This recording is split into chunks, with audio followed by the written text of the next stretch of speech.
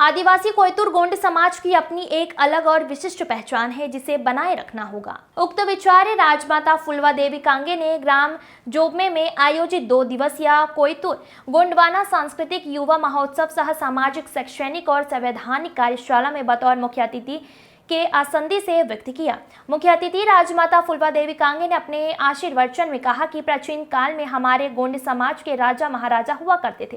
खंडहर हो चुके राजमहल आज भी इतिहास को चीख चीख कर बता रही है। कोयतुर गोंड समाज के अति प्राचीन और गौरवशाली गोंड भाषा, संस्कृति, रीति रिवाज, परंपरा, रिश्ता नाता, सेवा अर्जी की पद्धति और पेनपुरखा आज विलुप्त होने की कगार पर है, जिसे मूल रूप से बचाए रखने की जिम्मेदारी समस्त गोंड समाज प्रमुखों और समस्त गोंड समाज की है। इसके लिए वृहद कार्य योजना बनाकर काम करिए। अध्यक्ष की आसंदी से समाज प्रमुख दिनेश कुटेरी दिलेर ने कहा कि गोंडवाना सांस्कृतिक युवा महोत्सव सह सामाजिक शैक्षणिक और संवैधानिक कार्यशाला के माध्यम से कोयतुर गोंड समाज के युवा युवतियों को सामाजिक गतिविधियों से जोड़कर उनमें सामाजिक, सांस्कृतिक, शैक्षणिक और संवैधानिक चेतना जागृत करने का अवसर प्रदान किया गया। आदि सहित छुरिया, डोंगरगढ़, मानपुर, डोंडी लोहारा, डोंगरगांव, छुई खदान, खैरागढ़ ब्लॉक के समाज प्रमुख और आदिवासी कोयतुर गोंड समाज के लोग हजारों की संख्या में उपस्थित थे। राधेश्याम शर्मा की रिपोर्ट। नॉलेज को दबाया गया, फिर हमारा विकास कैसा होगा? कायदे में लिखा है, संविधान में लिखा है। तभी मैंने बोल दिया कि संविधान में कहाँ लिखा है? आर्टिकल 244 गोंडवाना के गोंडवाना शब्द तरीके है। ये जहां पर हम खड़े हैं, कौन सा भूमि है? कौन सा भूमि है? गोंडवाना भूमि। ये गोंडवाना के कम से कम आज कई टुकड़े किए हैं। इंडिया के अंदर में 10 टुकड़े किए हैं। इंडिया के अंदर में गोंडवाना के कम से कम 10 टुकड़े। इस गोंडवाना का नाम सीपीएन बेरर रखे। सीपीएन बेरर से क्या क्या हो गया? मध्य प्रदेश बनाए, मध्य प्रदेश से महाराष्ट्र, आंध्र प्रदेश, मध्य प्रदेश, ऐसे 3 स्टेट बनाए। इधर छोटा नागपुर को उधर बिहार बना दिए, बराबर है कि नहीं? इधर ओडिशा अलग कर दिए। ये मध्य प्रदेश को छत्तीसगढ़ कर दिया, आंध्र प्रदेश को तेलंगाना में कर दिया, बिहार को झारखंड कर दिया। कितने टुकड़े में हम लोगों को बांट दिया? इंडिया के अंदर में सबसे ज्यादा हम लोग हैं। ये दावे के साथ बोलने का, हम होने के बावजूद भी हमारा लैंग्वेज से एजुकेशन सिस्टम क्यों नहीं है? ऑफिशियल लैंग्वेज क्यों नहीं है? ये सवाल करना होगा हम लोगों को। कौन करेगा? दूसरा नहीं करेगा। दूसरा तो लात मार के दबाना चालू है। अरे अभी से नहीं है। जब यूरोप से आर्य लोग आए, आर्य लोग आने के बाद में यहाँ हम लोग यहाँ पर राज्य थे। हमारा पूरा व्यवस्था था। ये जो हड़प्पा मोहनजोदड़ो का उत्खनन हुआ तो 1926 में डॉक्टर राघवदास साहनी के मार्गदर्शन में, और उसको दिए नाम कौन सा? सिंधु संस्कृति। सिंधु संस्कृति में जितना भी वहाँ स्ट्रक्चर बना हुआ है वो गोंडी कल्चर है, गोंडी संस्कृति है। कोई गोंडी संस्कृति आज तक किसी ने पढ़ाई नहीं किया। सिर्फ हमारे गुरु आचार्य मोतीराम कंगाली जी ने पढ़ाई किया। हम जब 1985-86 में मैं 5वीं में था, वहां पर हड़प्पा मोहनजोदड़ो करके लेसन का हिस्ट्री में तो जब चित्र देखा तो मैं बहुत खुश हो गया कि हमारा हिस्ट्री देख करके। कोई भी अपना हिस्ट्री किताब में रहेगा तो कैसे लगेगा? देखिए वो सिलेबस 1985-86 का हड़प्पा एंड मोहनजोदड़ो करके नाम था वो हिस्ट्री का लेसन का। जब पढ़ाई करने गया तो साला हमारा एक भी नाम नहीं था। बहुत नाराज हो गया। तब से मेरे दिमाग में आ गया कि साला ये चीज हमारी, नाम दूसरे का, चीज हमारी, नाम दूसरे का। ये इंडिया में ये संस्कृति चल रही है, इंडिया के अंदर में चल रही है। लेकिन ये किसको सोचना पड़ेगा? हमारा तुमको हमको सबको सोचना पड़ेगा। और गोंडी में ही, कोया गोंडी में ही जितने भी गोंड है, वो चाहे गोंड हो, राजगुण हो, परदन हो, कोरगु गोंड हो, बिल्ला गोंड हो, कंडर गोंड हो या कंडर गोंड हो, तो जो भी गोंड गोवरी हो, जो भी है ये गोंड की उपजमाती है। हमारे महाराष्ट्र में 56 उपजमातियां हैं गोंड के अंदर में, गोंड या वर्ड के अंदर में महाराष्ट्र में। अब बाकी इंडिया पे पता नहीं, क्योंकि वहां का एंथ्रोपोलॉजी डिपार्टमेंट और TIT ने वो 56 जमातियों का स्टडी मुझे सौंपा गया, इसलिए मालूम है। हम क्वेश्चन पूछते हैं लोगों को, अभी कुलगुरुओं को सब विद्यापीठ, विद्यापीठ बोले तो क्या होता है? विद्यापीठ बोले तो जहां ज्ञान की खेती होती है, वहां नॉलेज का खेती होता है, field of knowledge, that is called university English में। यूनिवर्सिटी बोले तो वहां नॉलेज का फील्ड है, वो ज्ञान का खेती है, उसको बोलता है यूनिवर्सिटी। विद्यापीठ, विद्याचे पीठ, खेती। तो यहाँ पर हमारा एरिया में है तो हमारा यूनिवर्सिटी में तो होना चाहिए। अब गोंडवानी यूनिवर्सिटी गढ़चिरोली महाराष्ट्र में विश्व यूनिवर्सिटी है, विश्व के सभी गोंड लोगों का या गोंडवाना के लोगों का, ट्राइबल लोगों का स्टडी करने के केंद्र है वो होना, वो हमने डिमांड किया है। इसने हमने डिमांड किया है, अभी रिसर्च चालू है, सभी लोग आप रिसर्च कर सकते। गोंडवानी यूनिवर्सिटी है डिमांड इंडिया के अंदर, इंडिया के नहीं बाहर के नहीं कर सकते, वर्ल्ड के अंदर के सभी लोग कर सकते हैं। हमारा डिमांड है तो वो यूनिवर्सिटी। मैंने वहाँ एक हमारा एक लास्ट बोलता हूँ, हमारा डेवलपमेंट कहीं नहीं हुआ और मैं एंडिंग करता हूँ। हम लोगों को संघर्ष करना पड़ेगा, ऐसा नो हमारा संघर्ष जारी है। अभी 7 दिन का गोंडवानी यूनिवर्सिटी में गोंडी डिक्शनरी का नामकरण का शब्द कलेक्शन करने का वर्कशॉप था। इधर से छत्तीसगढ़ से भी आए थे, उधर हमारा तेलंगाना, ओडिशा और महाराष्ट्र, ये 4 स्टेट के हम लोग। चला मैं पहले सहायक शिक्षक था 4-5 साल, और मैं 1992 PSC में DSP बन गया, सहायक शिक्षक DSP बन गया। 2 जनवरी मतलब 92-95 में 92 में DSP बन गया लोक सेवा आयोग के द्वारा, और 1 जनवरी 95 में ज्वाइन किया, सागर पुलिस ट्रेनिंग कॉलेज है वहाँ ज्वाइन किया। तो फिर मेरा लंबा सफ़र पुलिस में 1 जनवरी 1995 से अब तक की चल रहा है बेटा। तो मैं उस सुदूर अंचल का हूँ, निवासी हूँ। मेरे बारे में पूर्व वक्ता चंद्रेश ठाकुर ने बताया है। तो बेटा ज़्यादा बोलने की आवश्यकता नहीं है। आज देश स्वतंत्र हुआ है, संविधान बना हुआ है 1947-50 के बाद। आपको संविधान ने आपको संविधान ने सब कुछ अधिकार दिया है, कर्तव्य दिया है, आपको स्वतंत्रता समानता दिया है ना, स्वतंत्रता समानता दिया है। और यहाँ पूरे बच्चे हैं, IPS और IAS कलेक्टर और SP बनने के लिए UPSC देना पड़ता है, direct union public service commission UPSC देना पड़ता है, जिसमें सिर्फ ग्रेजुएट जो करते हैं ना, ग्रेजुएट किसको बोलते हैं? BA है ना, आर्ट में BA, BCom, BSc या MBBS डिग्री या इंजीनियरिंग डिग्री, ये सब क्या बन सकते हैं? कलेक्टर बन सकते, SP बन सकते हैं। और राज्य सेवा में स्टेट पब्लिक सर्विस कमीशन में डिप्टी कलेक्टर DSP बन सकते हैं, जिसमें 52 विभाग है, तो सेंट्रल में 52 विभाग होते हैं। तो बेटा मैं मतलब स्टेट पब्लिक सर्विस कमीशन से आया हूँ, और बहुत लोग डायरेक्ट आते हैं, वो SP और कलेक्टर बनते हैं। तो बेटा उस समय 1990, 91, 92 कितना जंगल रहा होगा, आज कल्पना करें, आप सब सपोजिशन करें कितना क्या रहा होगा। बेटा मैंने भी, तो आप DSP या कलेक्टर बनोगे, SP बनोगे, तो आपको ग्रेजुएशन मतलब 12-3-15 साल पढ़ना पड़ेगा, है ना।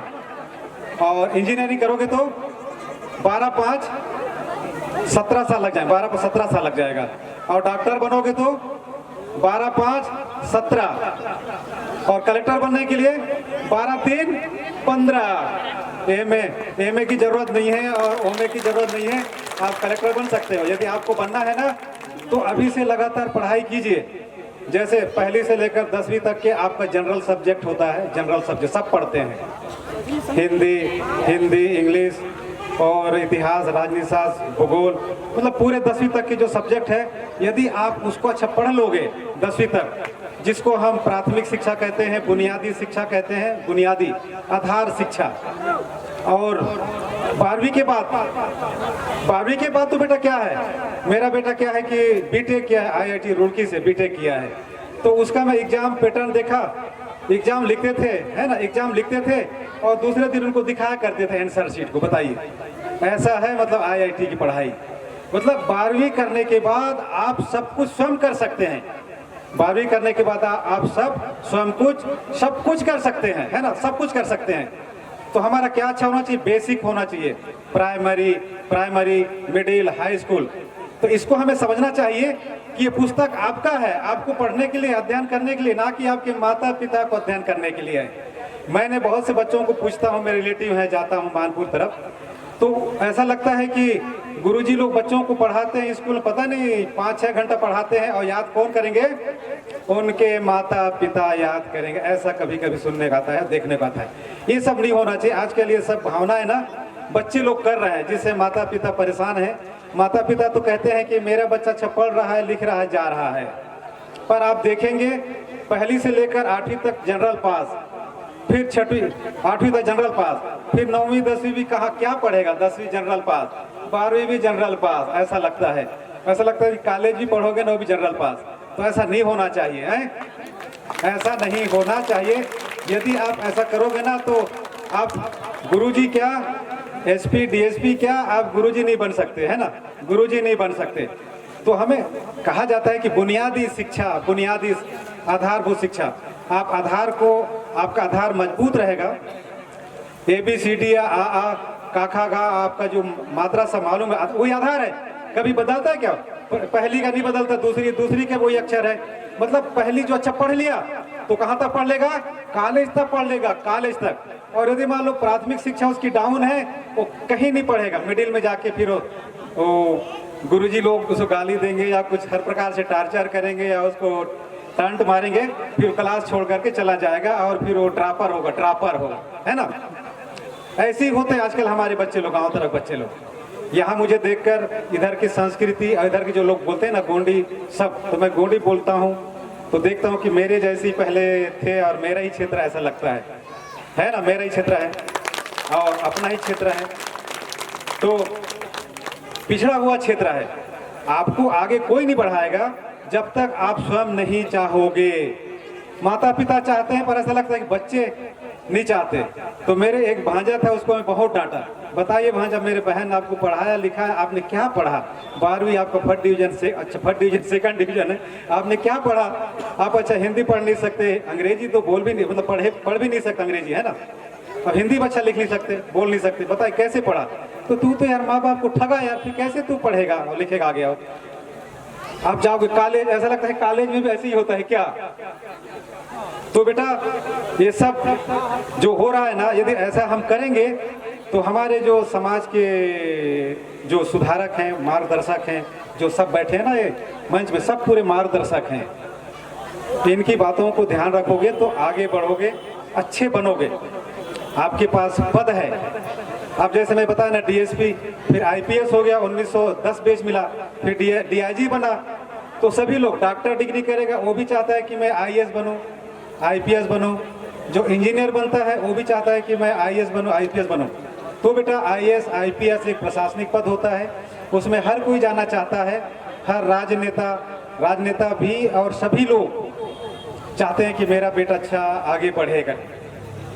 तो आप भी, मैं चाहता हूँ, मैं कहता हूँ और मेरा मानना है, कोई भेदभाव नहीं, कहीं कोई भेदभाव नहीं, और यदि होता भी है तो इतना मतलब शासन की आंख है, और जो आजकल संचार क्रांति है, मोबाइल है, हर प्रकार से जो भी जैसा है ना, कहीं ना कहीं से जो घटना और आए हुए अतिथिगण और यहाँ के सभी अधिकारीगण और यहाँ के माता बहनें सभी को मैं यही बहुत बहुत यहाँ धन्यवाद दे रही हूँ कि यहाँ एक सभा का आयोजन किए और आप सभी उपस्थित होकर के इस गुणवाना समाज का इस कार्यक्रम में उपस्थित होकर के सब कार्य को बहुत कुछ सुचारू रूप से चला रहे हैं। और इसके साथ साथ मैं यही प्यारे कहना चाहूंगी कि आप सब हमारे जो आए हुए आगंतुकगण, हमारे जो नेता लोग हैं, हमारे जो समाज के मुखिया लोग हैं,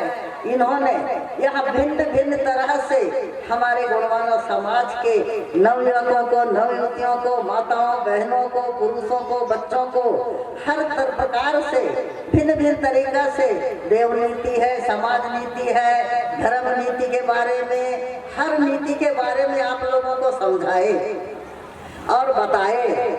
इसमें से मैं उम्मीद करती हूँ कि जरूर हमारे समाज 100 में से तो नहीं, लेकिन कुछ 5% भी तो आप लोग इस बारे में जो हमारे बुजुर्ग लोगों ने बताई इसके बारे में पकड़े होंगे, अपने ख्याल रखे होंगे, तो जरूर आगे समाज जरूर उन्नति करेगी। अपने धर्म, अपने संस्कृति के बारे में, अपने रीति नीति के बारे में, अपने देवी देवताओं के बारे में, ये सब के बारे में अब जरूर समझ करके, सीख करके आगे आने वाले पीढ़ी को आगे चलाने के लिए आप सब सक्षम होंगे, यही मेरा आशा है।